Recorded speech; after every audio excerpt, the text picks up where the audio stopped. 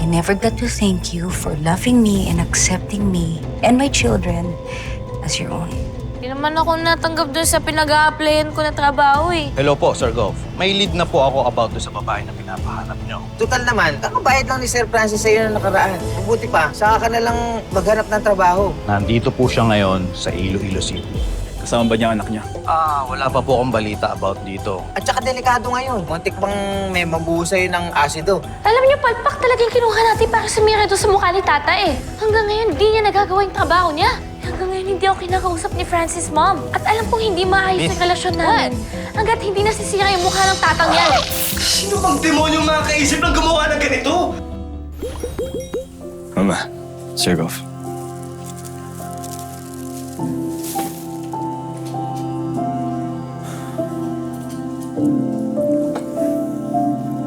I keep thinking about everything that's happening to our family.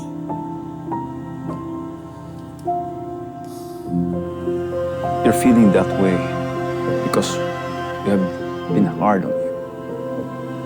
We just want you to know, Greg and I, that we think that you're doing an amazing job.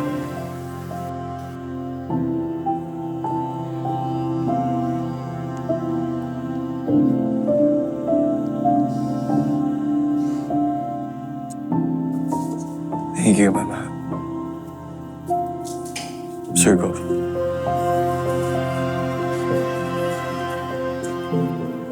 I really appreciate it.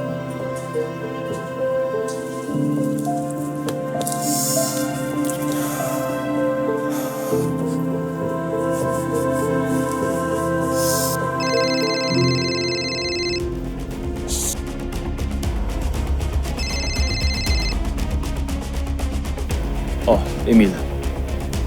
Sir Gov, may nahanap na akong kakilala ni Carmen na makakapagturo kung nasaan ang hinahanap niyong anak.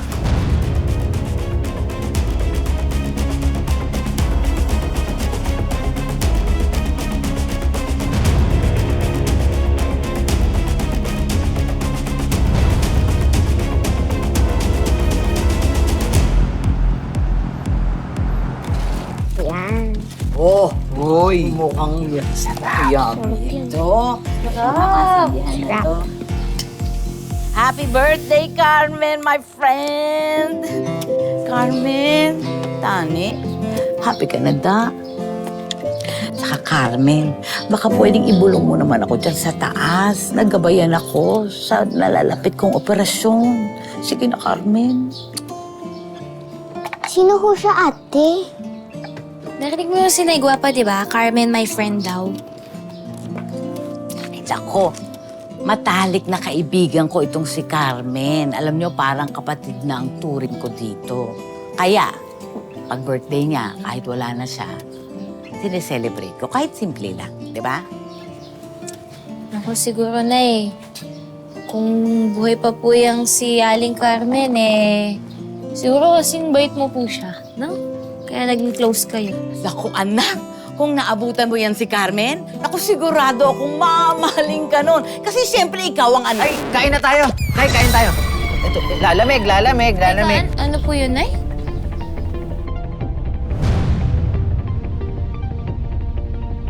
Ang ibig ko lang naman sabihin, mamahalin niya kayong tatlo na parang mga totoo niyang anak. Kasi ganong klaseng kaibigan niyan si Carmen. Oh, teka na, saan na ba yung kutsara? Yung tinidor? Ito. Halika. Kumain na tayo, oh. Ay, ate. Ayan na yung kanina mo pang hinihintay yung ice cream. Tara na, baka maubusan sila. Tara na, kabagal-bagal. Tara na.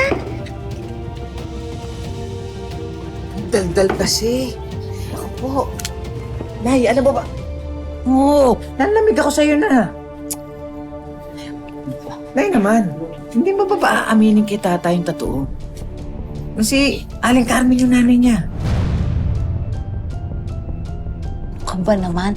Laboy, sana ba naman kung ganun lang kadali? Alam mo namang pinangako ko yan kay Carmen na hindi ko sasabihin sa kanyang totoong pagkatao niya. Dahil manganganib ang buhay niya. Dahil ba sa pamilya ng tatay ni tata, ganun ba? Taboy, Alam mo, ang tingin ko, parang yung lalaking nakabuntis kay Carmen, galing sa makapangyarihang pamilya. Yun nga lang talagang hindi ko alam kung sinong nakabuntis kay Carmen eh. Alam mo, tingin ko dinala niya na sa hukay yung sikretong yan. Sa bagay, totoo naman sinabi mo na eh. Mas safe siya rito eh. Oo. Katulad namin ni Maymay. Isang buong pamilya tayo na masaya. Kompleto ng handa. Pwede na kakaon. Kain na. Halika, kain tayo. O ano bang serving spoon natin? Ito nang gamitin natin. Teka, dasal muna tayo. Tama. Lord, malapit na po yung operasyon ni Nay Guapa. Sana po maging matagumpay yung kidney transplant niya. Salamat, Kid. Men. Men. Dali. O, sino mauna? Tata, ikaw na. Kaya kamukha mo to.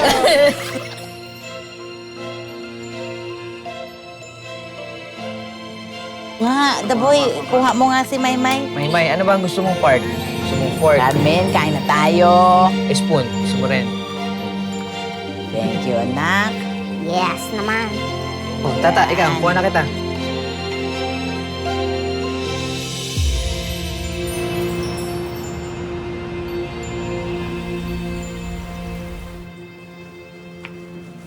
Sige, Eloisa. Sabihin mo lahat kay Mr. Palma. Lahat ng mga sinabi mo sa akin. Kapitbahay ko po si Carmen sa Divina Gracia. Mula ho nung 1998 hanggang 2002 po, matagal na ho eh. Kaya wala na ho akong ideya kung asan ho siya ngayon. Umalis ho siya sa lugar namin pagkatapos po manganak. Yung anak ni Carmen, ano nangyari sa kanya? Ang huli ko hong balita, ipinaampun daw po ni Carmen. Pinaampon.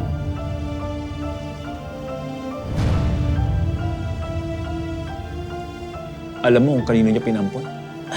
Hindi ho eh. Hindi na kasi bumalik si Carmen sa amin. Naglaho nga hong parang bula eh. Yung bata, lalaki o babae? Ay, babae po yun.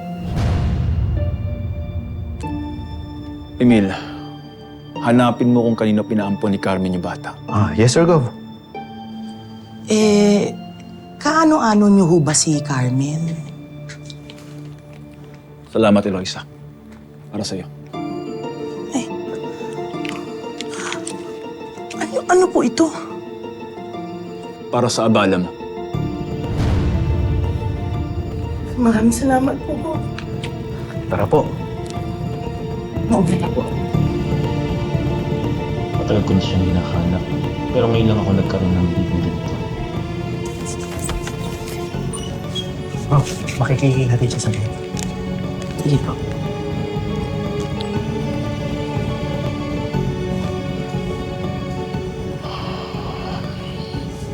Thank you, Sir Gov. Emil, kailangan kong malaman kung ano ang nangyari kay Carmen.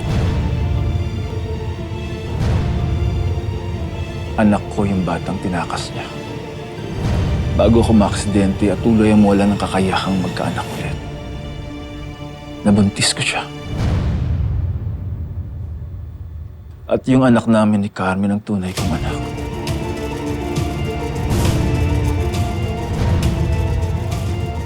At siyang nag-iisa kong tagapagmana. Okay po, Sir Gov. Gagawin ko po lahat ng aking makakaya para mahanap siya. Mauna na po ako, Sir Gov.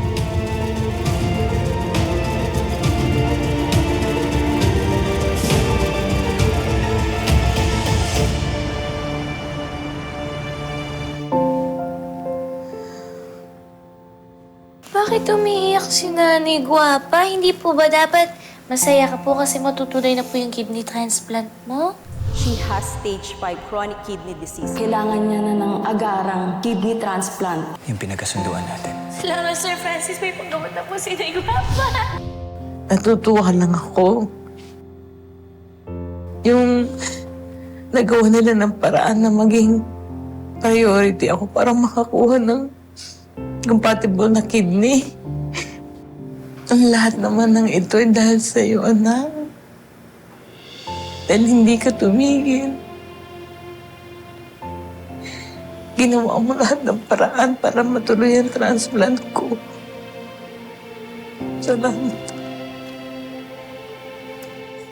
Oo naman, Nay.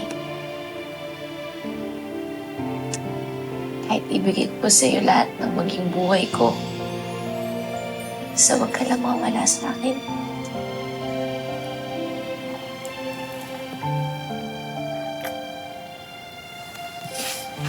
Mwah!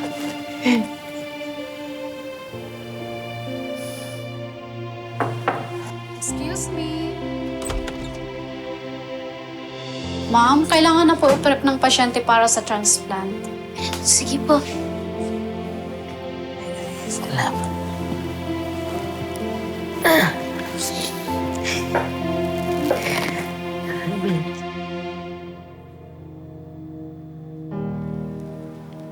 Panginoon, pinagdarasal ko po na gabahin niyo yung mga doktor para tulungan po talaga nila si Nay Guapa para gumaling na po si Nanay.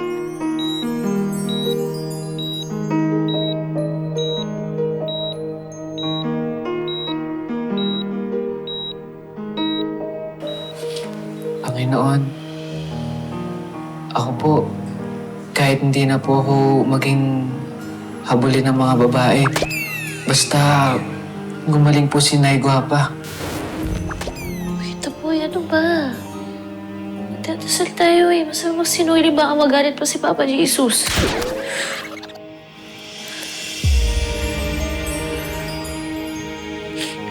Basta po, Lord, kinakabahan po kasi ako eh. Malaking operasyon po kasi to, kaya sana po walang mangyaring masama. Tata, huwag kang mag-alala. Nakikinig ang Panginoon sa atin. Papagalingin na si Nanay Guapa.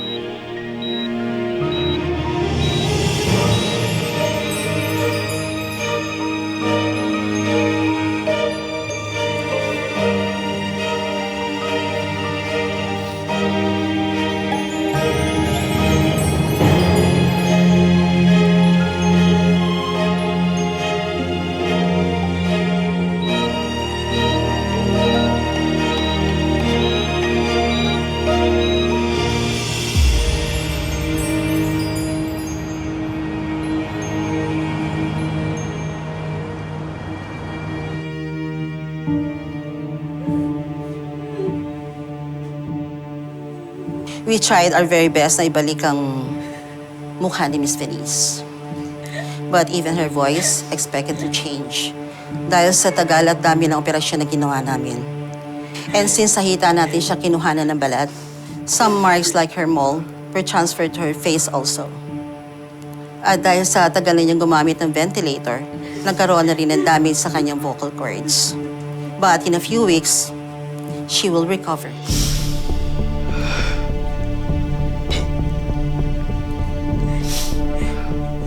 Thank you po. Excuse me.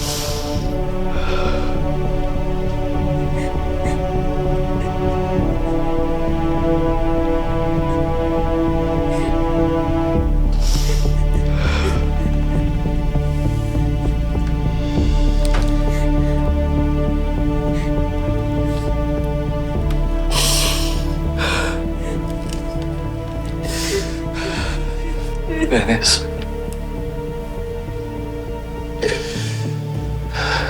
Despite everything that's happened,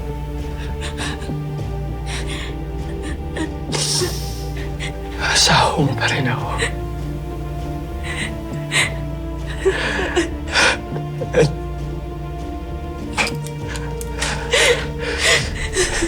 I will always be here for you, Venice.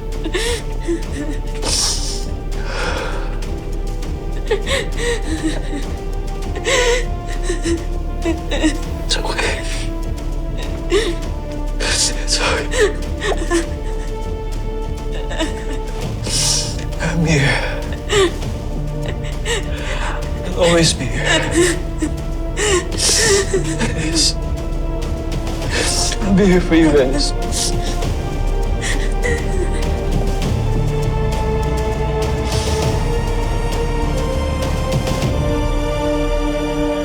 Ma'am, kain na po.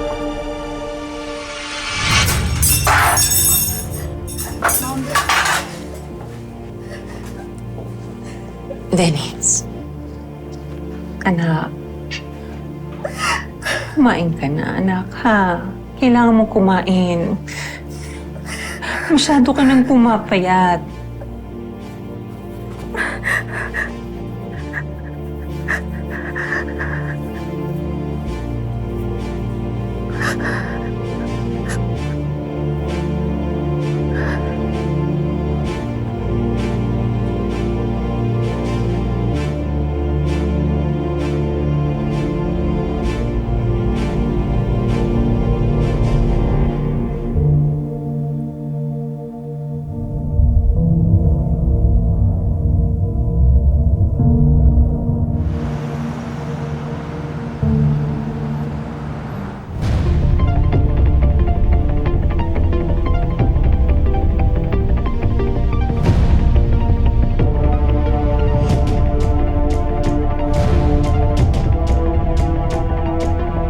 Nagkaroon po ng allergic reaction sa gamot si Venice.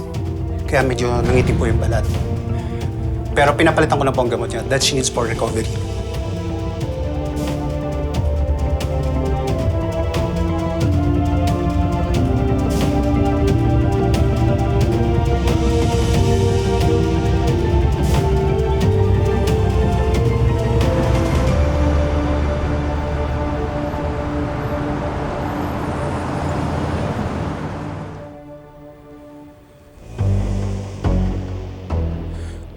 To set expectation lang po. Sa last operation niya po, nagkaroon ng infection. So we need to do more operations. Hindi na po natin ibalik ang dati niyang mukha. And her voice also changed dahil damage po ng vocal cords dahil sa tagal niya sa ventilator.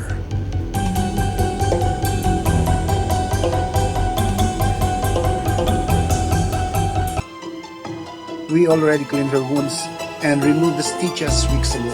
Ngayon po wala na mga maga.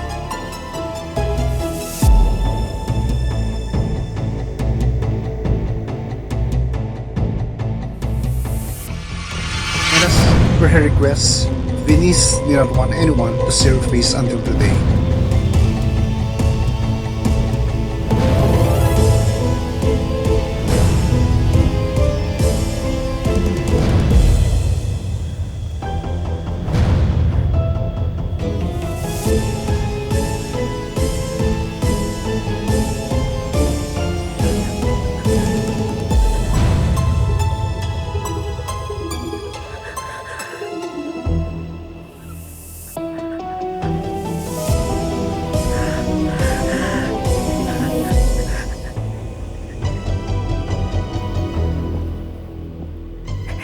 Hindi pwede to. Hindi pwede to. Hindi pwede to.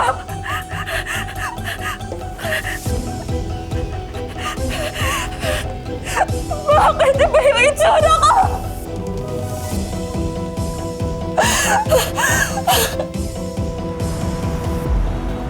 Order niyo po, sir. Thank you po. Sino ba kasi iniintay natin dito, kuya? Iniintay ko yung kaibigan ko. Bibigyan daw kasi niya ako ng negosyo. Tsaka, matagal na namin pinag-usapan to sa chat.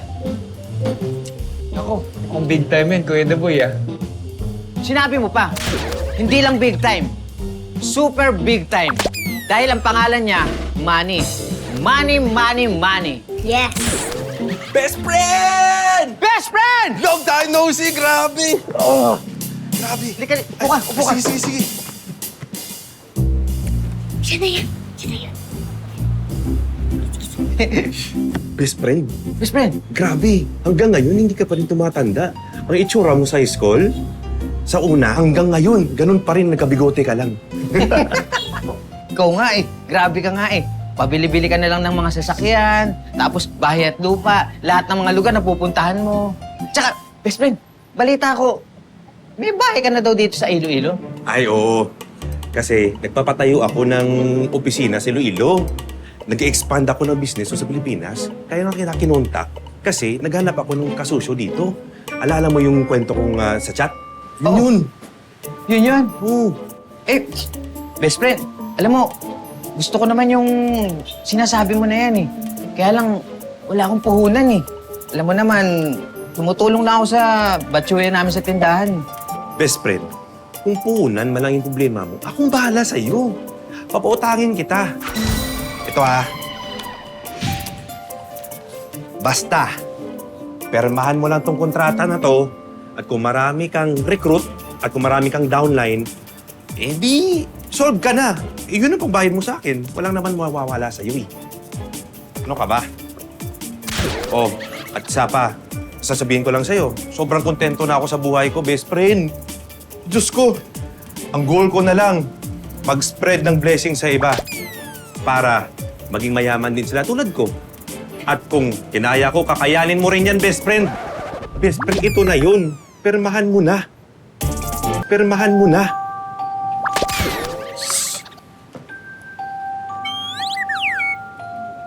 Sige, basahin mo.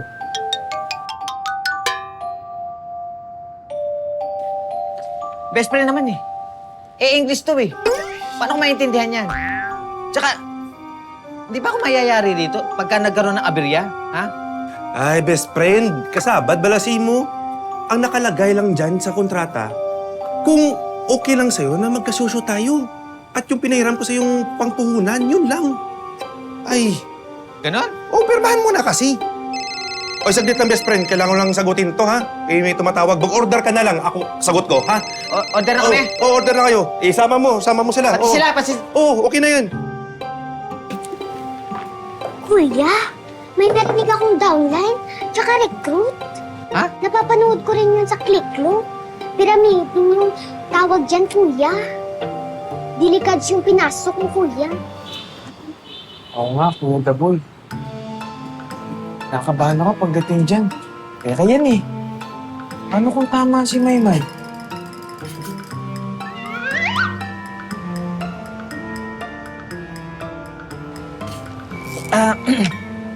Naiintindihan ko naman kayong dalawa. Pero hindi naman siguro. Kaibigan ko yan eh. Hindi naman ako papahamak niyan eh. Tsaka best friend ko yan. Tsaka malay nyo, eto na yung pagkakataon para maiahon ko sa kahirapan yung pamilya natin. Oh, hindi ba kayo nag-iisip na dalawa, ha? Tsaka matagal na kaming magkaibigan ni Manny. Hindi man siguro niya ako papahamak.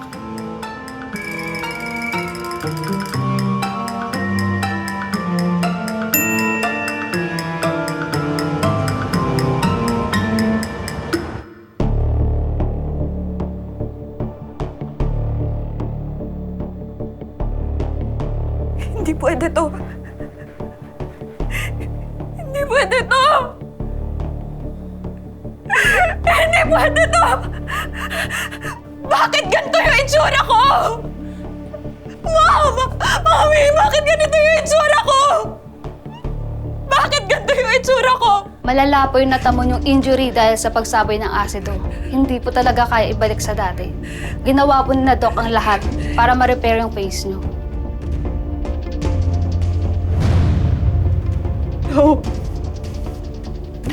No, no, no, no, no. No, no, no, no, no, no. Hindi ito pwede. Hindi ito pwede. Isa ka pa! Isa ka pa! Tumalpa po! Tumalpa po! Tumalpa po! Ano na kayo? Anong klase kayo mga doktor? Ikaw ha! Sinira niyo yung mukha ko! Ikaw ha! Sinira niyo yung mukha ko! Dennis, tama na! Sinira niyo yung mukha ko! Dennis, please! Yung mga doktor! Dennis, tama na! Francis, ibalik na rin yung dati kong mukha. Francis, hindi ako papayag na pati yung mukha ko aagawin ni Tata. Kung aagaw na nga siya ng asawa, ba't naman yung mukha ko aagawin niya pa, ha? Dennis, walang kinalaman si Tata dito. The doctors did their best. I don't care if you look different. What matters is naka-recover ka na. Hindi pwede, Francis. I just want things to go back to the way it was before. I can't live with this face. I can't live with this face. Hindi na ako makakabalik sa mag-aartista. Ibang-iba na yung mukha ko. Sira-sira na yung buhay ko, ma.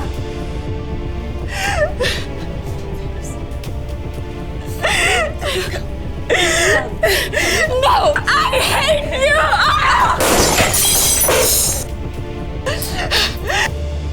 Kumalma ka, Venice, ha? Calm down. Calm down. Calm down. Tita, tawag lang ako ng tulong. Please, baka may Yes. Calm down. Calm down. My face is ruined!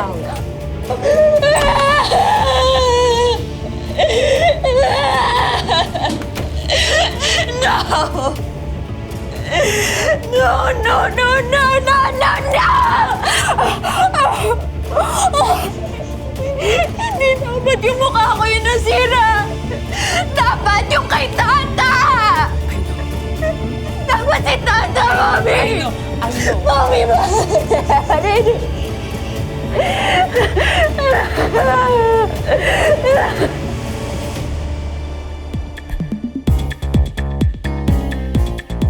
Magaling ka na at babalik na yung buhay natin sa laro. Mahal na mahal ko si Tata. Kahit hindi ko siya totoong anak. Ano po yung sabi niyo? Kasalukuyang pinaghahanap ngayon ng mga otoridad ang negosyanteng si Manny Palamos at ang kanyang kasosyong si Rudy Magbanwa. The doctors did their very best to try to reconstruct her face. Pinapaayos ko na yung press con kung saan papakita ko na sa mga tao ang bagong mukha ng aking anak. I am here now with the support of my husband, Francis Palma.